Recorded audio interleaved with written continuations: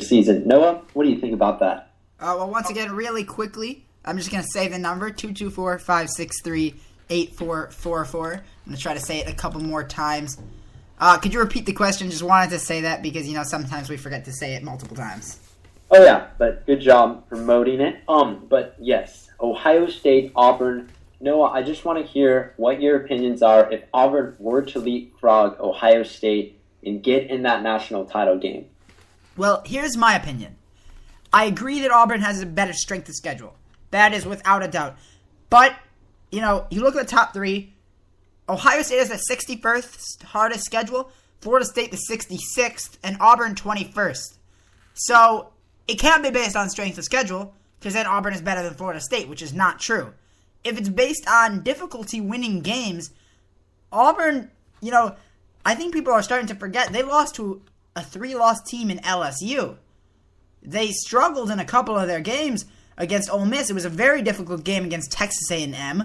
And, of course, Georgia, they won on a Hail Mary. I mean, it wasn't easy. And the game against Missouri won't be easy either. So I just really had to say that I would be really, really upset. And it's not only biased because look at Ohio State. They have gone 2 straight seasons without losing a game. They have won hard games. They have blown out bad teams. And if they win this game against a good Buckeyes defense, debatably one of the best in the country, they deserve to be in the national championship. Yeah, good points there, Noah. Now quickly to the breaking news just brought up today, and that is USC, my Trojans, who were just absolutely disappointingly beaten down by the Bruins by 21 points, 35-14 at home. This was just the question of the day for the whole week last week was if at Oregon were to beat UCLA, would Pat Hayden have to hire him? But that didn't happen. UCLA just destroyed USC, and now USC has hired Steve Sarkisian, who was a former offensive coordinator for the Trojans under Pete Carroll when they were so successful, and he was a coach of a revamping Washington team who finished this year 8-4 and have been pretty consistently around 8-7 wins the last few seasons. I think this is a great hire for the Trojans. Truthfully, Steve Sarkisian is going to be the people skill kind of a person that Lane Kiffin was not. I always thought in 2010 when they hired Kiffin, Steve Sarkisian would have been the better choice to hire, but he was out in Washington at the time, not willing to move. But now I think this could be a team that resembles Pete Carroll's Trojans in a few years. Mark my words, in 3 years' time, Steve Sarkisian will be taking the Trojans back to BCS Bowl games. Not BCS Bowl games now as we have it, back into the playoffs as a top 4 consistent winner. I really think this is a great hire. Noah, I just want to hear your opinion on the Trojans' new hire, and tell me about how Ed Oregon has now resigned as head coach at USC because he was so angry about this decision. Yeah, I mean, that's big news, resigning. And I understand that he's angry, but I just don't like that. I don't think you should do that. I think you should take it with grace because you didn't get a guarantee. It's not like they came to you in the middle of the season and said, we are guaranteeing you that you'll have a job. There was a good shot he wasn't going to have a job. But something that's even bigger about Steve Sarkisian going there is the recruiting side of it. Recruiting is obviously so important in college football, and USC, in order to become a good team, they need good recruiting, and, Steve Sarkisian has done a great job of that with Washington, really revamping that program just as Urban Meyer did, and you look at some of the players that are considering going to the Trojans. There are some high players. Leonard Fournette, the number 1 player in the country, the number 1 running back from New Orleans, a 5-star recruit.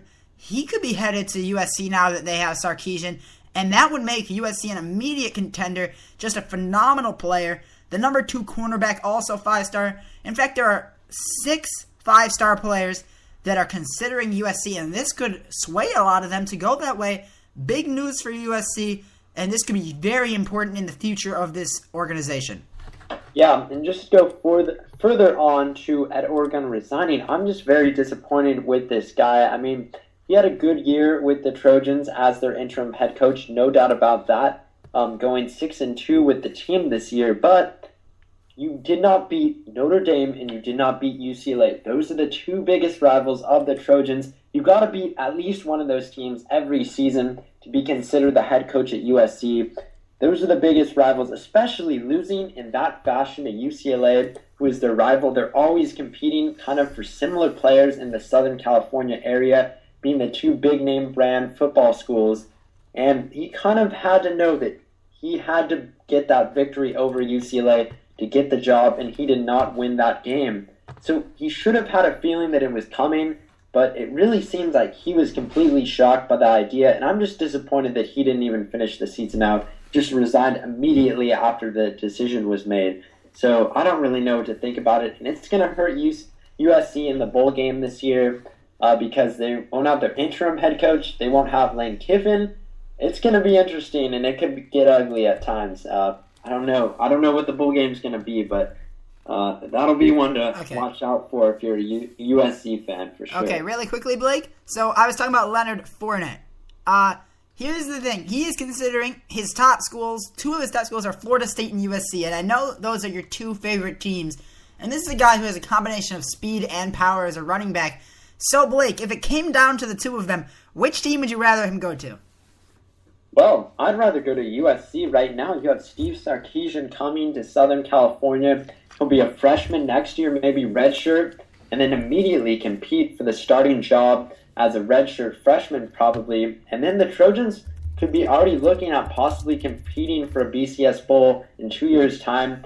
Rather than at Florida State, there's just so much talent that is there already. You have James Wilder Jr. You have two other very good running backs for Florida State. And I bet with the season that they're having, they're going to get some great running backs to recruit as well. So as far as playing time and as far as stardom, Hollywood and USC is the place to go for this prospect. I would agree with you as well on that one. I would go there as well. Devonta Freeman, he'll have at least one more year. There's going to be a bunch of players that are going to stay there, especially if Jameis Winston stays. So even if it looks good and that may be the place you want to go immediately to get a championship, if you want to get the exposure you need to be a successful player in the NFL and be one of the mainstays in an offense, I agree with you. USC is the way to go, especially with Steve Sarkisian coming in as head coach. Yeah, and Noah, quickly, let's predict some of the matchups for next week. We have the ACC title game, obviously number 1 Florida State versus number 20 Duke. We also have the SEC title game, Missouri versus Auburn, 3 versus 5, biggest game of the day, no doubt about that. And then we have that Big Ten title game at night, Michigan State versus Ohio State. Quickly, let's just go through our predictions for the game. Noah, just start off with what do you think is going to happen? Well, let me start by talking about Auburn, Missouri, which is going to be a great game. And, as much as I want Missouri to win, I really respect this team, After 1 year where they were just abysmal, they come in this year and go to the SEC championship game. Not many teams can do that. I just don't see them winning this game, but I do expect them to make it very close, especially now that James Franklin is healthy and reinstated in this offense. But Auburn, I think their running game behind Trey Mason just too good. Nick Marshall, a phenomenal quarterback. I think Auburn's going to win this game. Unfortunately for them, I think Ohio State is also going to knock off Michigan State. And this is a game I've been looking at. I watched Michigan State play, and they are a very good team behind James Langford, who is Jeremy Langford, sorry about that. Phenomenal running back. Very good, but their offense is it's kind of weak to me. It's just not good enough to really go up against Ohio State. Michigan has weapons. They have a guy named Jeremy Gallen, who is a phenomenal wide receiver. Had a game where he put up 400 yards receiving, I believe, or 300 yards receiving. And, they have a quarterback who, though isn't phenomenal, is a pretty solid quarterback. Michigan State has a solid quarterback, a solid running back, but it's not the same. They put up 13 points against Minnesota. That's not enough for me. And I'm sorry, but no defense right now can stop Carlos Hyde. He's on a mission. He's just running over everybody. Just get out of his way. I think Ohio State wins this one. And Florida State, I give Duke a lot of credit for making it, but Florida State and Jameis Winston, it's just going to be too much for this Duke team. Okay, and then for my predictions, I'm going to go definitely start off with the Florida State Duke. No surprises here. I expect Duke to keep it kind of close until maybe the second half when I expect Florida State to maybe win by 2 or 3 scores. It's just Duke has had an amazing season, no doubt about that. A great season for the Blue Devils, all around 10-2, one of the best school records that they've ever had for this football team. But Florida State just is so good, so stacked. Jameis Winston will win the Heisman with a great performance. It'll just clinch it for Jameis Winston, and it also clinched Florida State's chances of going to the BCS national title game. I expect this team to win by at least 2 or 3 scores, like I said, maybe 31-17, 35-14, somewhere along that range. Florida State just does not stick around with teams in the second half. They just blow them out. And then for the SEC title game, Auburn versus Missouri, gotta agree with you on there. I think Auburn is just too good. Their quarterback, Nick Marshall, is just might not be the best thrower, but man, he can sure run, and he is Cam Newton-esque without the arm. They also have some great running backs, and I do expect Auburn to win this game, but it'll be tight throughout. Missouri's a great team. They've had an outstanding season under Gary Pinkel, but I think when it's said and done, Auburn's been there. They were just in the SEC title game. I believe it was 2 years ago, or maybe 3, but they've been in that stage before. Not all the same players, but they know what they're doing, and they will get the victory in the SEC title game and set up a possible shot to go to the BCS title, but it'll be a dark horse shot for sure. And then my last prediction is going to be the game that everyone's talking about, the Big Ten title game, Michigan State versus Ohio State. The matchup is going to be Ohio State's offense versus Michigan State's defense. Michigan State's defense is very, very good. For all you guys out there that don't really know much about Michigan State, it's not their offense that's winning them games. It's the defense, which has been the best in Big Ten this year. Their offense is a little subpar, but hey, Ohio State's defense is very subpar. So it's going to be a matchup on both sides, but especially Ohio State offense versus Michigan State's defense. When it's all said and done, Ohio State is just too good. Michigan State's going to keep it tight, but I do expect Ohio State's explosive offense to break away from this team, win the Big Ten title game, and hopefully for Noah, get in that BCS title game versus Florida State. Yeah. So that is my predictions for the week. Noah, any more final things to say about college football this week before we head into our first commercial break? Just looking forward to a great last week.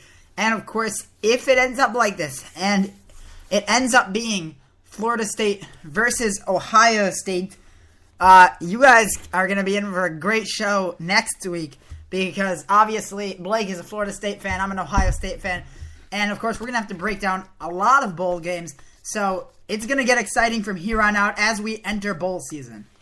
Yeah, so now first commercial break, Noah, and then we go next into our college basketball segment. Yeah, we'll go into college basketball, where we had a couple of big shots already hit, a couple of buzzer beaters. So stick around, and we will be right back. Your presentation of national sports is brought to you by Spreaker.com. Broadcast and listen to news, radio, and music with one low monthly rate. Your show will be right back after this word from your local stations.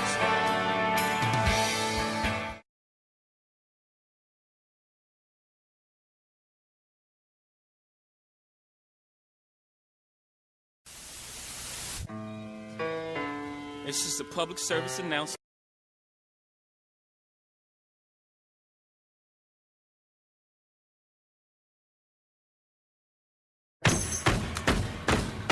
Hey.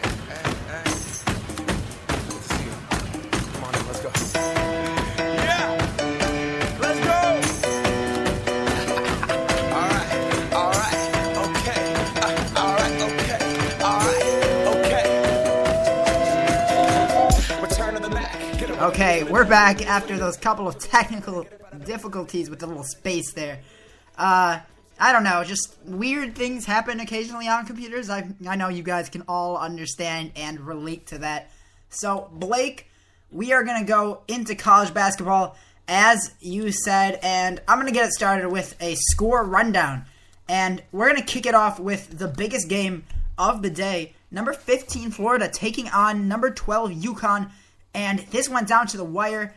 And when I say down to the wire, I mean down to the wire. A buzzer beater from UConn's Shabazz Napier, and UConn wins 65-64. Iowa State recently got into the top 25, mainly because of a big win over a really good Michigan team. They won 99-70 against Auburn, so not everything going great for Auburn. Texas, 6-1 on the year, is taking on Vanderbilt. They're up 57-49, as is Oklahoma up on Mercer.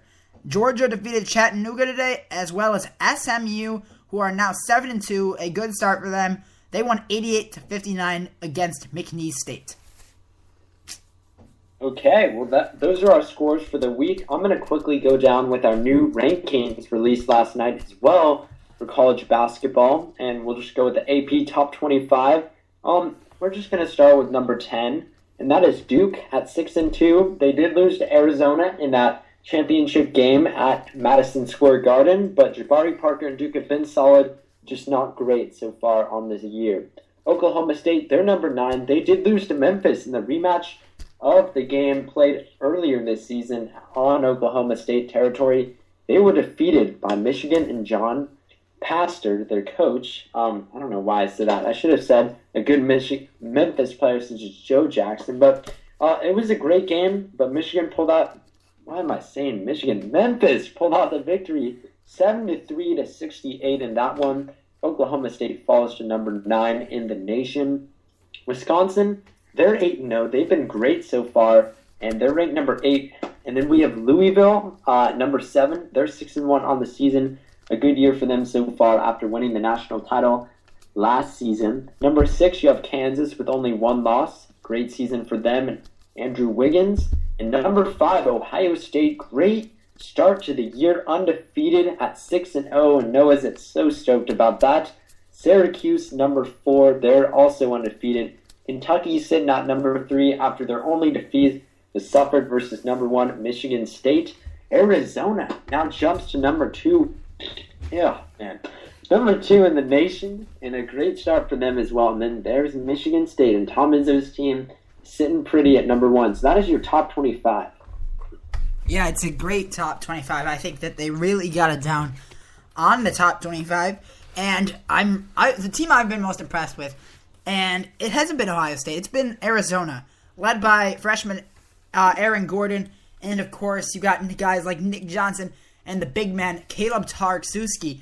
And what's been most impressive about Caleb Tarczewski is the way he's really put on muscle. You know, this guy is a giant. He's 7 foot tall. He came in and he's just a skinny guy, not much bulk. You know, doesn't look like a guy who had enough bulk possibly to be like a real big difference, but he's put on a lot of muscle, really becoming a good, solid player. And you saw against Duke putting up 10-9. He just looked really good. I've been impressed with him, and this Arizona team overall looks like a team that could be headed for a Final Four appearance. Yeah, definitely. Have to agree with you on that one for sure. But also, I just have to ask you really quickly what you thought of the Memphis-Oklahoma State Part 2. Oh, well, that was a game that most people obviously favored Oklahoma State in, but Memphis obviously figured out what they needed to do against Oklahoma State, and a lot of it came from Shaq Goodwin, putting up 17 points, 8 rebounds, 3 assists, 2 blocks, and 2 steals. So a little bit of everything. Great game from him. Chris Crawford also put up 16 points, and Joe Jackson added 11 points as well. On Oklahoma State's side, you know what they did? They made Marcus Smart struggle. 4 of 13 from the field. He had 5 turnovers for 12 points. It just wasn't the normal game. They had to rely on bench guard Phil Forte. He had to do most of the work. The guard, sophomore, put up a good game. He had 19 points to lead the team, but Memphis really made Oklahoma State work. And Memphis, this is Josh Pastner's first win against a top 25 team. And, you know, once they get the first win, they start piling on. They go up against number 15 Florida, who, of course, just lost. But Memphis, now that they've gotten that first win, it might be time to take this team seriously. They could start going on a roll. Yeah, definitely. And then you got to ask yourself right now, Michigan State, Ohio State, and Wisconsin all in the top 10 for the Big Ten this season. Noah, what are your expectations coming into the Big Ten season, and who do you think is the favorite? I mean, obviously, Michigan State is the favorite. I don't know why I said that, but who do you think has a chance to unseat Michigan State right now? Ohio State or Wisconsin? Well, this is one where I can clearly say that right now, the Big Ten is the best conference in basketball.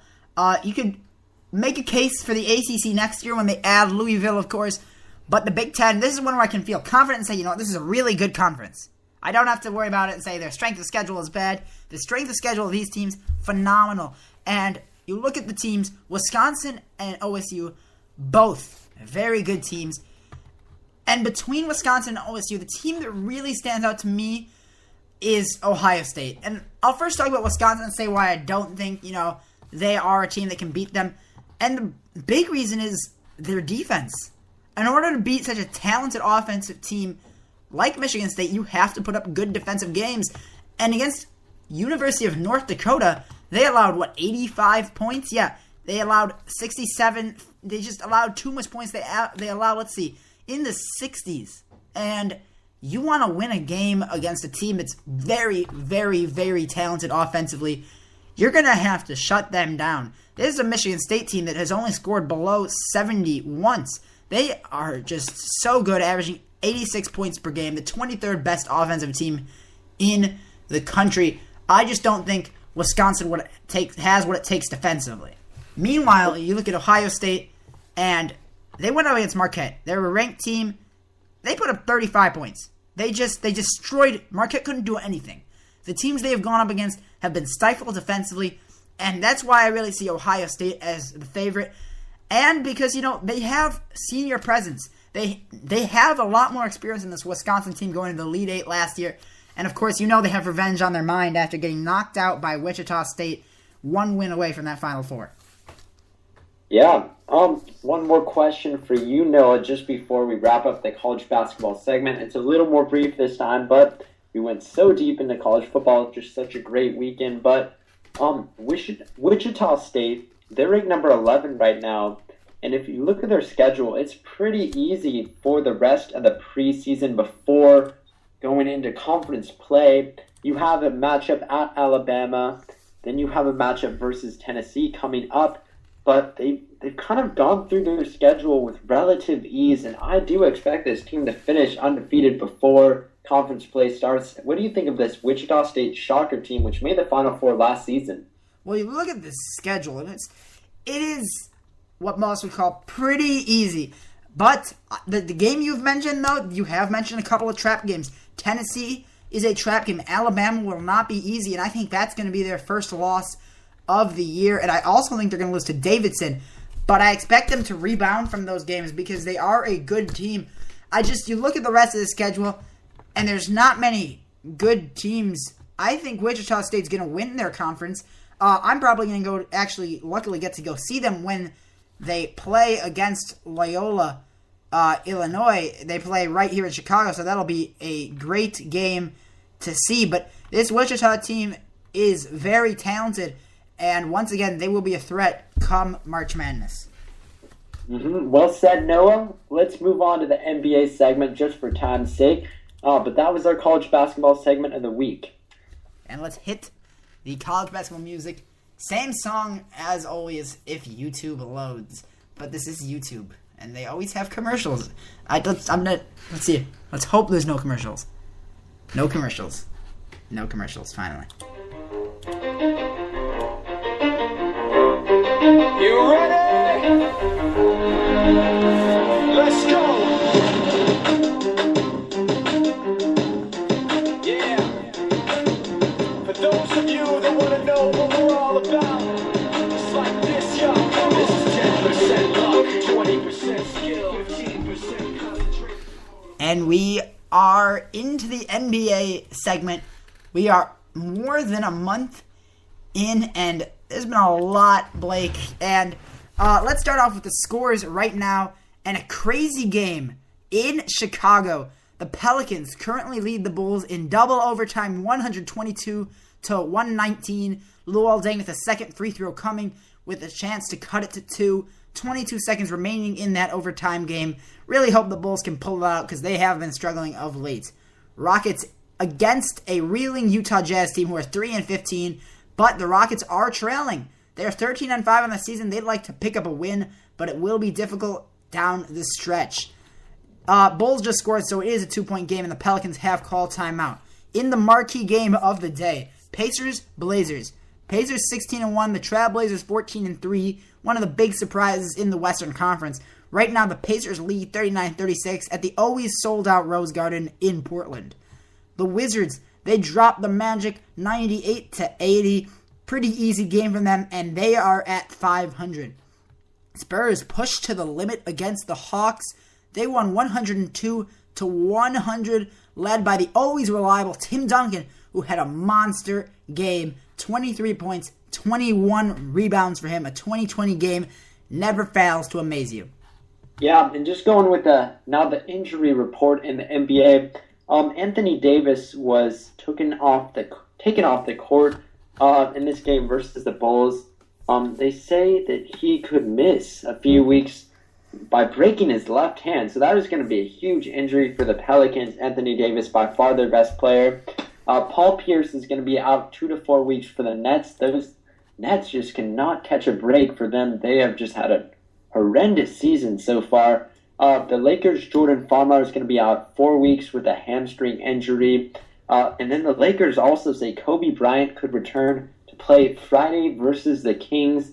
And then Clippers' J.J. Redick is going to miss 6 to 8 weeks for his hand injury as well. So that is the injury report in the NBA for this week. Noah, what do you take away from some of those injuries? Well, you can already see it playing out. The Bulls, since losing Derrick Rose, and people said, okay, well, Derrick Rose wasn't doing that great, but since losing him, this team has just slumped. They were already slumping without him, losing 3-2. They lost to Denver, then they were losing to Portland when he got injured. But since that point, they are 1-3, and they are close to another loss, being down by 2 in overtime with not much time remaining. So they're going to need a free throw miss to even have a shot at this game. Just not looking good for this Bulls team. And it's not going to get any better because Thursday they take on the Miami Heat for the second time this year. It's going to be a tough stretch for the Bulls, and I'm doubting them right now. They're not playing well. They really have to start figuring out what they're going to do without D. Rose. And on the Kobe front, well, he's finally going to be back, and this is good news for the Lakers, bad news for the rest of the NBA, of course, because even Kobe Bryant at 70% is still better than a lot of people at 100%. He's not going to be at 70%, Noah. He has waited to come back. He said that if he were playing in the playoffs when the regular season actually started this year, he would have played. So he could have played at the start of the season. He would have been in pain, but he said it could have been happening. But you know what? He's going to come back at about 85 to 90%, in my opinion. Yes, the injury was horrendous, but it's an Achilles injury. Some players never recover from it, but it's Kobe. I mean, Kobe is just sustained so many injuries throughout his playing career, and if anybody is going to come back strong, it's going to be Kobe, and Kobe has been waiting on this to make sure he's at a full, healthy feel, and his game is right where he wants it to be. When Kobe comes back, he's going to be playing at an all-star caliber level, no doubt about that. I think he could be an all-star. I don't think he'll come back playing like it immediately, though. You know, you look at him, and when he comes back, there will have to be minute restrictions. You know, not to put minute restrictions on him would be a terrible move to do because the Lakers right now are playing like a team that could make the playoffs, and the last thing they need is Kobe to get injured. If they play him, ease him back in. I'm not saying give him 10 minutes. I'm saying give him 30 minutes a game. Do not give him more. Because as he starts to feel better and better, get back into game rhythm, that's good. But we saw it with Derrick Rose. He's perfectly healthy. He was perfectly healthy when he came back. Obviously ended up tearing his meniscus, so he just has bad luck, but he wasn't ready for the game intensity. And practice isn't enough for that. He hasn't even gotten preseason time. Kobe won't be back ready at intensity level yet, but if they play him right, you know it's Kobe, and Kobe won't stop until he's on an all-star team again, and I expect him to be on a roster come All-Star Weekend. Yeah, and I always break this promise. I always say, I'm not going to talk about the Nets. They're so bad. Why do we always talk about them on this show? But got to talk about the Nets one more time. You had Jason Kidd getting involved with the spill a drink incident versus the Lakers last week. If you didn't see it, check it out on YouTube. Check it out on SportsCenter, not Top 10. It was awful. I mean, he said, clearly he stated, hit me. He was hit, and then his drink spilled on the court, and he tried to get a timeout, even though the Nets did not have any more timeouts left in that game. But also, Brooklyn just cannot catch a break. Now that Paul Pierce is going to be out 2 to 4 weeks, this team is sitting at 5-12 right now. Noah, what do you think about this Nets team, and why are they just so bad? I don't know. I don't know what to say about this team. Really quickly, though, on the Bulls game, the Nets turned it over, and then the Bulls miss a shot, a wide-open three-pointer. They will get the ball back, so they will have one last chance with 6 seconds to go in double overtime. But when it comes to the Nets, and Kirk Heinrich, or Luol Deng just made a layup with 4 seconds left, and it looks like we're going to be headed to a third overtime here in Chicago. Wow, that's a crazy game, but now I'll talk about the Nets after a couple of... Just to correct you, it's the Pelicans, by the way. You said the Nets, but I know we're talking about the Nets. Oh, okay, the Nets. There we go. Let's talk about the Nets, the Brooklyn Nets, not the New Orleans Nets. Okay, the Brooklyn Nets, they finally got a win against a good team over the Grizzlies, but their record still sits at 5-12, and they haven't won 2 games in a row yet this season. Their best stretch was when they went 2 for 3 from November 1st to November 5th. And that's the best. Since then, just terrible. After that win against Phoenix in overtime, they lost, 5 in a row? All of their wins have struggled, except for the Utah game, which was 104-88. They've all been tough wins. This Nets team looks pretty terrible. And they just don't look like a good team. And Jason Kidd, I think he is the reason. I don't think it was the right decision to bring him in as coach. Apparently, from what I've heard from a lot of the scouts in the NBA, they say that he's just not a good coach. He doesn't yell a lot. He doesn't know what he's doing. He doesn't take initiative for the team. I don't think he was ready to come in as a coach. A couple of years as assistant coach would have helped. Just tough year for the Nets, and I'm not sure that they are a playoff contender anymore. And just to add about those playoff contenders, there's been a few teams who have had just terrific years and have just gone really under the radar. I'm talking about Indiana, 16-1. This may be one of the best defenses ever in the history of basketball. Indiana has just played tight defense throughout the season. Only 1 loss so far through 17 games. You have Miami. They're sitting at 14-3. What do you think about this Eastern Conference race, Noah? And who do you think is going to be sitting at the number 1 seed when it's all said and done? Well, it is going to be a tight race between them and Miami because Miami is matching them stride for stride. By the way, they did end up tied. They're going to triple overtime, but Miami is matching them perfectly right now, and it is going to be tight.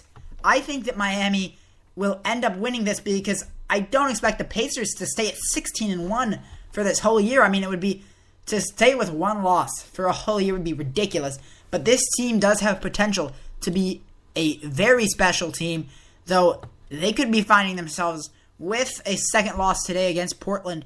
Right now, up by 1. And this is a crazy tight game between some of the best teams right now. But they are the best defensive team. They are not the greatest offensive team, but they're pretty good. Good rebounding team. Very talented. Very good team. You look at this, they just came off a win in LA against the LA Clippers, who have played very well. They've beaten the teams they had to beat. They've beaten the teams that maybe some people thought they wouldn't beat. This team looks really good, and as they hit their hard stretch, they're away from home. They're going to take on LA, which they won. Then they take on Portland. They will be taking on San Antonio and Oklahoma City away from home. Then they'll be taking on Miami, and 8 days later on Miami again. So here's the chance for them to show it. Oh, I just realized they play Houston 2 days after the second Miami game.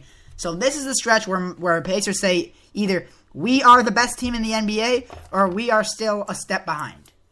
Yeah, and just to flip the switch on you really quickly with Portland, who's playing Indiana right now, Portland is 14-3, people. No one is talking about the Trailblazers. This was not a playoff team last season, yet they have put together one of the most impressive starts throughout the season.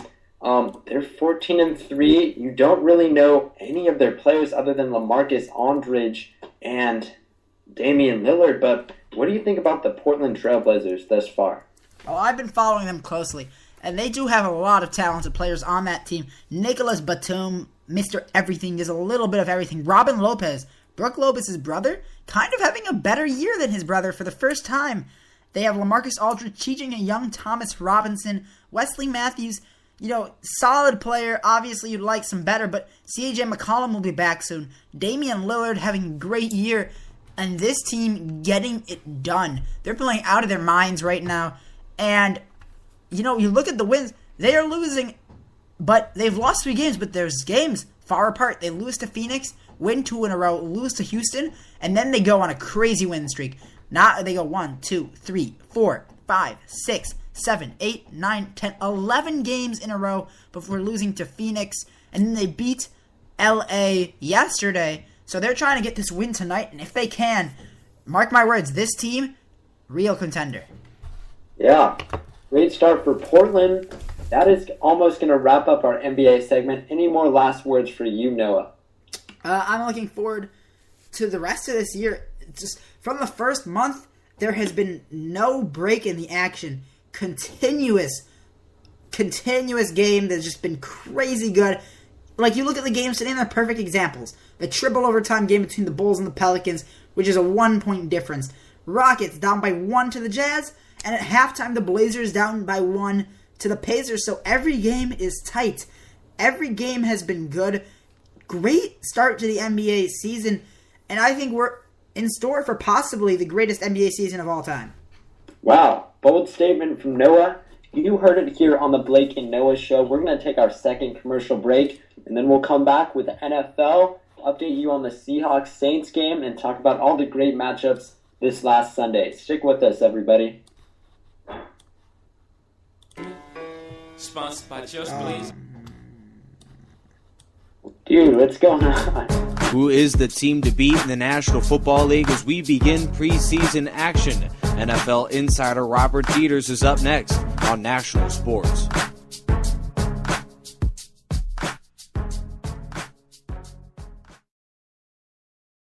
The story of the 2013 Major League season has been the resurgence of the Dodgers, led by Yasiel Puig. How realistic of a shot does Los Angeles have at making the World Series? Jason Gerline leads the roundup next on National Sports. Turn my headphones up. Louder.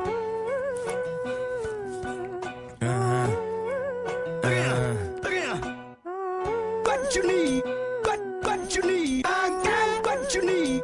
What you need? What you need? What you need? I got what you need. We're back for the NFL segment, our final segment of the show. And Blake, get us started with a score rundown on what was a great week in the NFL. Yeah, well, first off, we got to start with the game right now between the Saints and the Seahawks, two of the best teams in the NFC. Seattle is just absolutely hammering the Saints 34-7. This game is getting played in Seattle CenturyLink Field, a very gracious crowd, you could say. And 34-7 right now, the Seahawks are going to win this game, and that'll improve their record to 11-1 on the season. And they will probably wrap up that home field advantage for the NFC if they went out from here. But now let's go on to the scoreboard really quickly. We're going to start with the game that was played on Thanksgiving. And yes, I'm talking about the Packers absolutely getting destroyed by the Lions, 40-10. Lions improved to 7-5 on the season, while the Packers followed a 5-6-1 on the year. No Aaron Rodgers, and the Lions get their first Thanksgiving victory in 10 seasons.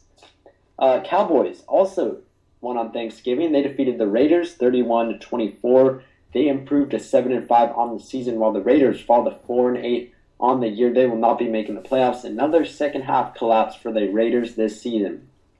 The last game, and probably the most controversial game, was between the Ravens and the Steelers. The Ravens pulled out the victory in Baltimore 22-20, but everybody was talking about Mike Tomlin not moving out of the way for Jacoby Jones as he ran towards the end zone, but was tackled due to Mike Tomlin interfering on the play. A lot of people had some hot feelings on that one, but we'll talk about that after I finish the scoreboard really quickly. Eagles defeated the Cardinals 24-21. Eagles improved to 7-5 on the season, while the Cardinals fall to 7-5. So two teams with even records. It was a great game, but the Eagles pulled out the victory in that one. Jaguars won their third consecutive game of the year, 32-28 over the Browns, who fall to 4-8 on the season. The Colts defeated the Titans 22-14. They improved to 8-4. And the Titans fall to 5-7. And the Colts just about wrapped up the AFC South race with that victory today, or yesterday. Vikings got a victory over the Bears 23-20. Vikings improved to 3-8-1 on the season, while the Bears fall to 6-6. Very disappointing for the Bears, and I don't know what the Vikings are doing winning football games these days. But Dolphins defeated the Jets 23-3 in the new Meadowlands Stadium. Dolphins improved to 6-6 on the season. Jets fall to 5-7. The Jets just had absolutely no offense, and the Dolphins remained in the playoff hunt with that victory today. Panthers defeated the Buccaneers, and they cruised to their 8th straight victory of the season. They're now 9-3, and the Bucs are 3-9 on the year. Patriots barely escaped the Texans, scoring 27 points in the second half to get a 34-31 victory over Houston. Patriots improved to 9-3 on the year, while the Texans fall to 2-10 on the season. The Falcons win a game in overtime versus the Bills, 34-31. They improved to 3-9 on the season. Bills fall to 4-8 with the loss. San Francisco was able to get a victory 23-13 at home versus the Rams. They improved to 8-4 on the season, and the Rams fall to 5-7. Chiefs were defeated by the Broncos in arguably the matchup of the day yesterday. This was a back-and-forth affair between two of the top teams in the AFC. Broncos won that one 35-28, improved to 10-2 on the year, and it extended their lead in the AFC West over the Chiefs, who are now 9-3 with 3 consecutive losses after starting 9-0 under new coach Andy Reid. Bengals defeated the Chargers. This was a game played in San Diego, and the Bengals improved to 8-4 on the year, while the Chargers fell out of the playoff hunt, fall to 5-7 on the season. And then in the night game, the Sunday night football game, that was the Giants defeating the Redskins 24-17. Giants improved to 5-7 on the year, while the Redskins fall to 3-9. Very disappointing game for Mike Shanahan and Robert Griffin III. They now have 9 losses already this season. Who would have thought when this season started that would be the result of this disappointed Redskins team? And that is your scoreboard for this week on the Blake and Noah Show. Noah, what did you take away from these games, and also the game getting played right now between the Seahawks and the Saints? Well, I looked at the scores this week. Packers, very disappointing. Cowboys got the win. Ravens got the win. Lots of teams that needed wins getting wins. Colts picked up a tough win. Dolphins destroyed them. The Vikings really hurting the Bears' chances. Panthers advance going to 9-3. Eagles now 7-5.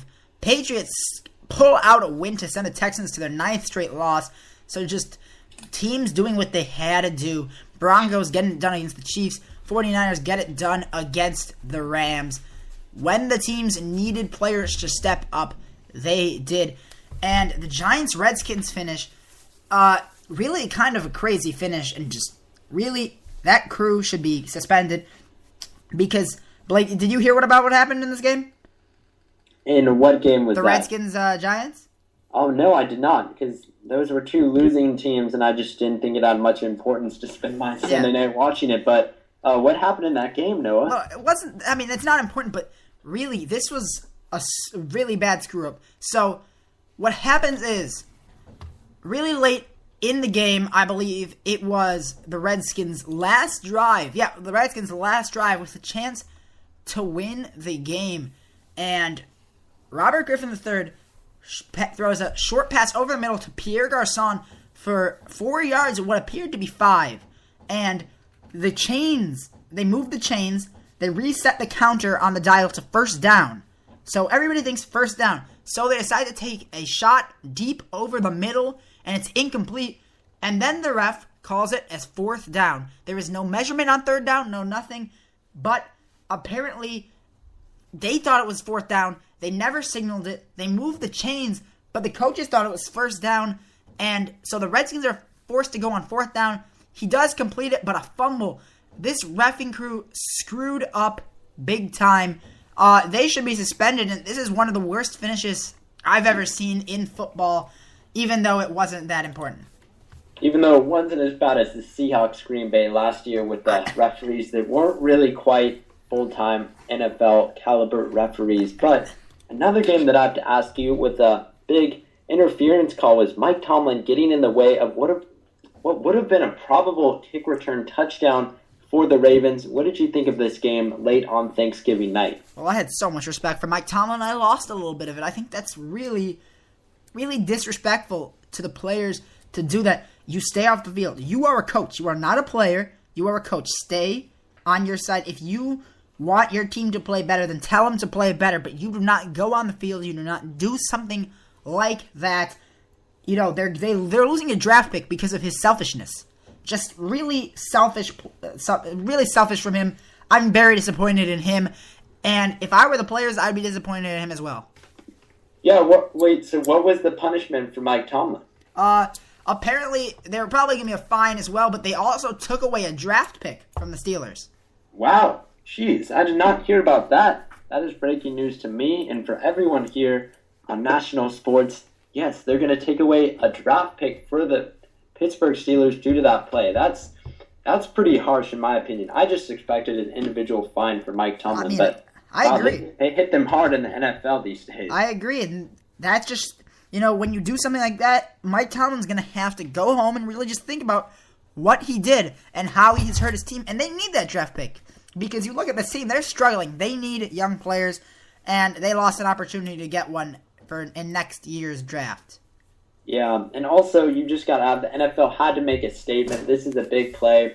It did happen in the previous week in the Jets game. I know that, the NFL had to address this issue as they do with some other problems with player relations, but this was a coach relation to getting on the field and interfering with the play. I respect the decision in the NFL, although I do think it was a little harsh.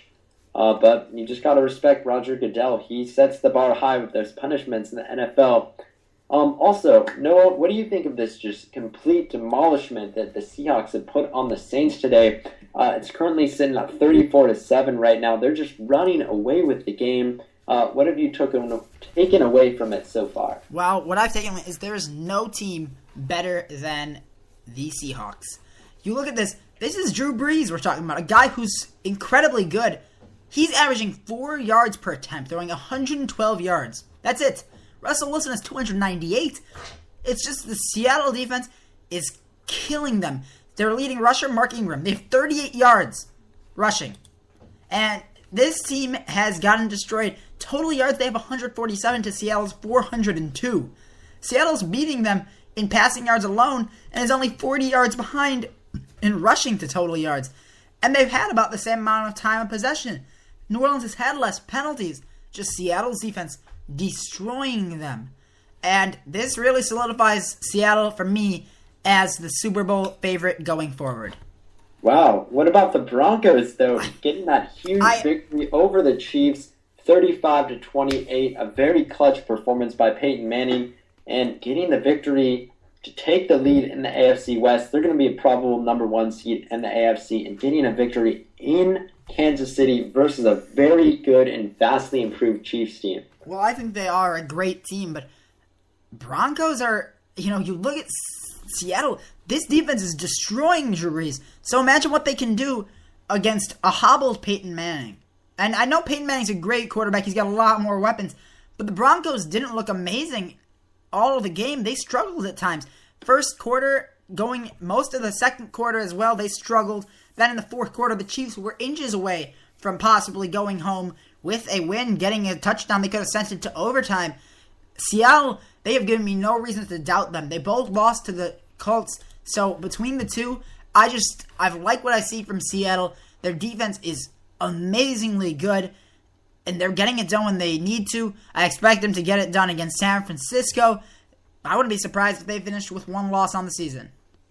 Wow, but I just got to argue with you about Denver. I think they're the best team in the NFL. Although they do have 2 losses, their losses are versus far superior opponents, and they have one of the toughest schedules in the NFL this season, arguably the toughest stretch that we've seen in recent memory. They had to play at home versus a 9-0 Kansas City team. Then they went to New England and Foxborough, played a late game there in the snow versus the Patriots, lost that game, and then were able to get the victory at KC. They went 2-1 in those very tough, that 3-game stretch, and their only other loss was a loss to Andrew Luck and the Colts, and Peyton Manning's reunitement with the Colts organization going to Indy. But this team is solid, in my opinion, and Peyton Manning does not help them. He threw for 5 touchdowns in the game versus the Chiefs, threw for over 400 yards. 4 of those touchdowns went to Eric Decker, by the way, but this is a very, very good Denver team, and they have so many offensive weapons. But, boy, it would be the great Super Bowl matchup to see them versus the Seahawks. And the thing is, something would have to give Seattle best passing defense, only allowing 180 yards per game.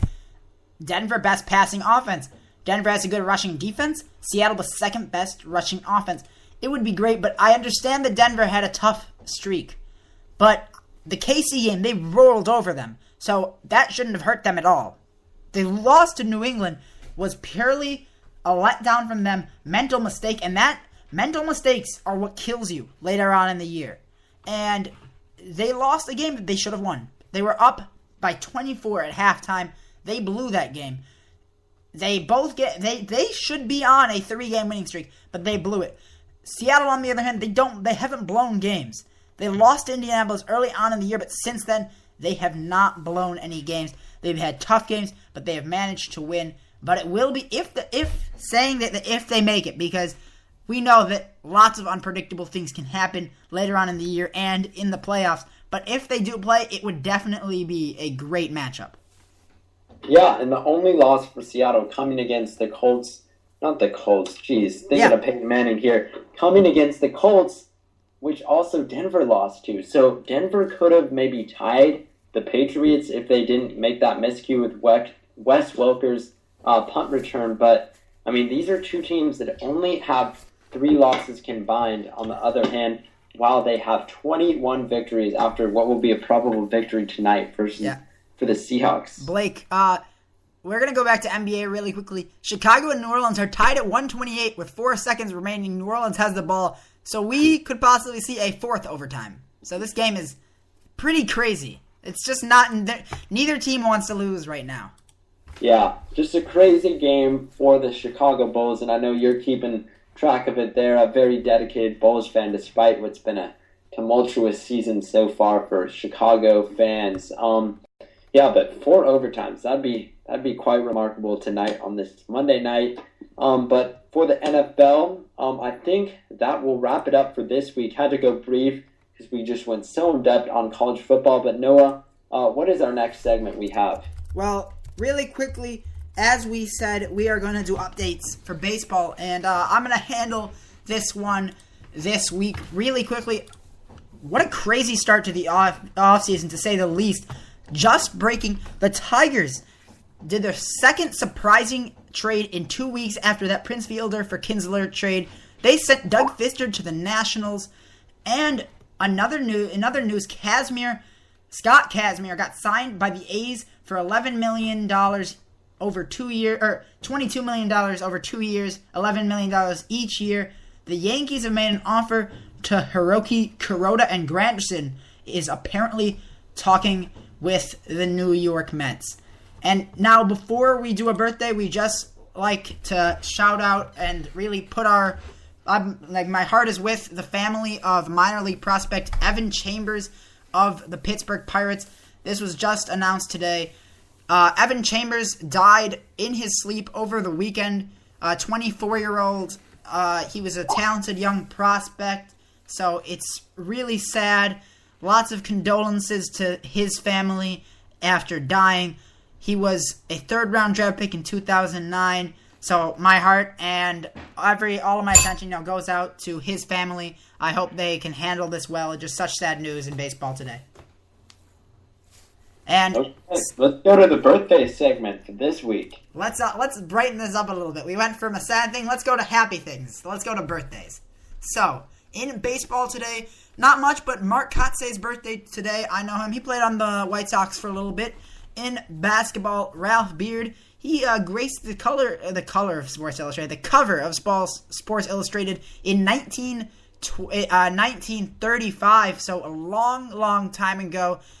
In football, Jim David, Willie Brown, not many birthdays, but Rich Sutter in hockey, he is a Hall of Famer. In soccer, not much either, so it's been a pretty down day. And birthdays, not many birthdays on these days. I just feel like Sundays and Mondays, people don't get born on Sundays and Mondays. They just never seem to be on that day. Yep. You heard it here, everybody. Just now for our shout-outs now before we wrap up this episode. I'm going to do a little shout-out to my family out there. Blake, for Blake and Noah, we're going to shout out to you, Bradley, Bridget, Mom and Dad. Thank you guys so much for all your support. Also got a shout-out to my USC Trojans making a big hire today for Steve Sarkisian, which is going to be a great thing for this program, in my opinion, and will turn this team around into a championship contender in the next few seasons. Also, got a shout out to the Eagles, improving to 7-5. I really do think they have a great chance of winning the NFC East over the Dallas Cowboys, but we're gonna have to see how that one plays out. Also, shout out to Kobe Bryant. Please return on Friday. We need you, Kobe. You're the best, and you are just a star player that the Lakers need. Also, got to give a shout out really quickly to the great weekend we had in college sports, especially in football. Rivalry week. It was one of the best college football days I've ever seen in the history of sports. Just the Auburn-Alabama field goal turned into a kick return touchdown. Michigan and Ohio State balling and brawling and getting a really tight victory in that one. Also USC-UCLA, also Florida State-Florida. Just so many great games. Great weekend in college football. And those are my shout-outs for this week. Yeah, and once again, I just want to give a shout-out to Evan Chambers' family. Hope they can make it through this hard time. A shout-out to my family. Shout-out to Ohio State, number 2 in the country in football, number 5 in basketball. Hopefully, we can have good years. We can finish off this year with Ohio State with a national championship against whatever team we play, probably Florida State, which will be a tough game. And I'm excited for that. If that happens, though, I want us to focus on this game right now against Michigan State. Shout out to the Bulls. They unfortunately lost on a buzzer-beating 3 in triple overtime, 131-128. They just got to keep on playing strong. You know, it's a tough time for them. And, of course, once again, shout out to my family, to my cousins, to everybody. And, yeah, thanks for being on our show. It's been a great one. Yeah, have a great night, everybody. And be sure to like our page on Facebook to get 100 likers. Thank you, guys. See you later.